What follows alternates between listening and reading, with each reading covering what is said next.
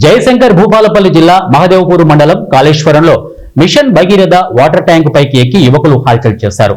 ఇక కాళేశ్వరానికి చెందిన ముమ్మడి రాకేష్ అనే తీర్థ పురోహితుణ్ణి గోదావరి వద్ద శ్రాద్ధకర్మ పూజలకు బ్రాహ్మణ సంఘం సభ్యులు నిరాకరించారు.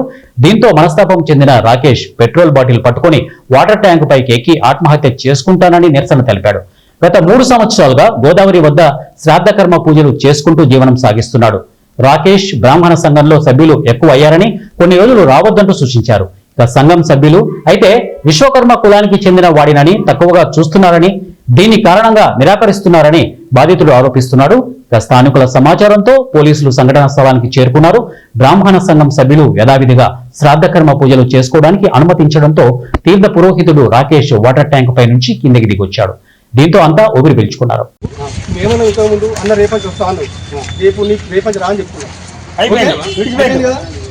ఆబ్జెక్షన్ చేస్తే నన్ను అడుగు. ఇంతమంది ముందు చెప్తున్నా, నేను ఆబ్జెక్షన్ చేస్తే పవన్ అన్నా నువ్వు నన్ను క్వశ్చన్ చేయి. ఓకేనా? దగ్గరికి రా.